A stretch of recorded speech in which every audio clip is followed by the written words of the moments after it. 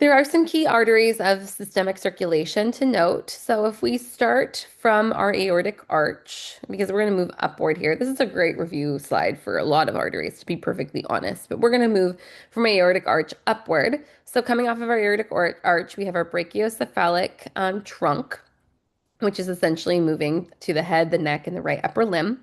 We have the left common carotid, the left side of the head and neck, and we have the left subclavian. This is going to be the neck and the left upper limb. Of note, the brachiocephalic trunk breaks into the right common carotid, the right side of the head and the neck, and the right subclavian, neck and right upper limb. The right and left subclavian, respectively, break into the right and left axillary, which feeds then our upper limb. For now, we're not going to pay attention to that. And the right and left vertebral artery.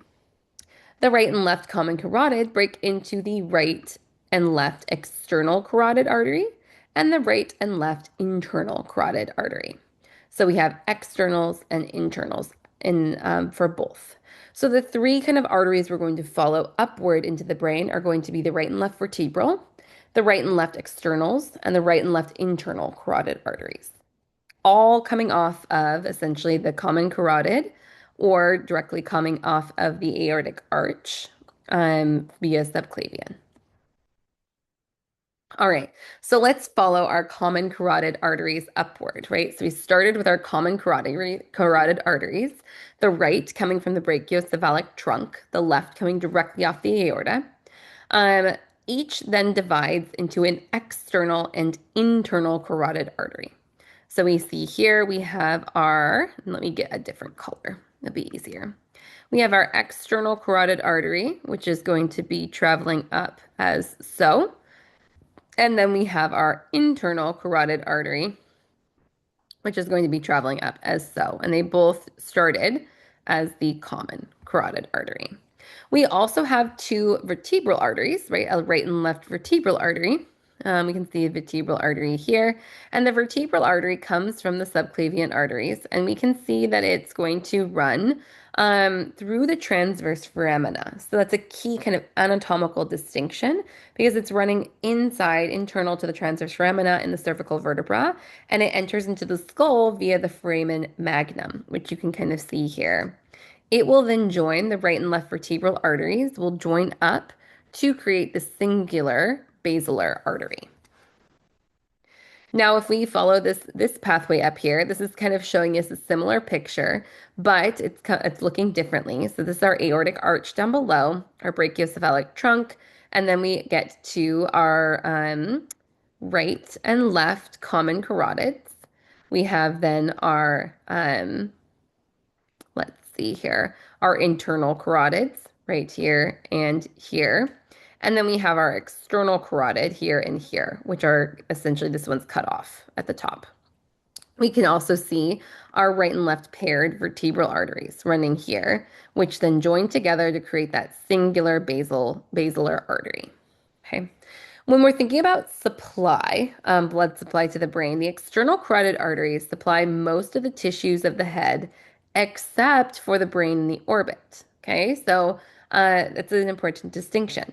The internal carotid arteries supply the orbit and more than 80% of the cerebrum. And the internal carotids, if we follow them up here, they branch into the ophthalmic artery, supplying eyes, orbits, forehead, and nose. The middle cerebral artery, that's supplying the lateral temporal, the parietal, and the frontal lobes, the lateral aspects.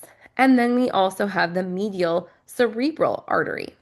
Medial cerebral artery, sorry. And then we have the anterior cerebral artery here, which is coming off of here. The anterior cerebral artery is supplying the medial frontal and parietal lobes. Our vertebral arteries, as we mentioned, join to form the basilar artery. The basilar artery is going to supply the cerebellum and the brainstem. This includes our cranial nerves. And the basilar artery divides into the posterior cerebral arteries, which we can see here. And those are going to supply our occiput and temporal lobes. You need to know the major arteries of the brain and what structures they serve, and then what those structures that they serve do.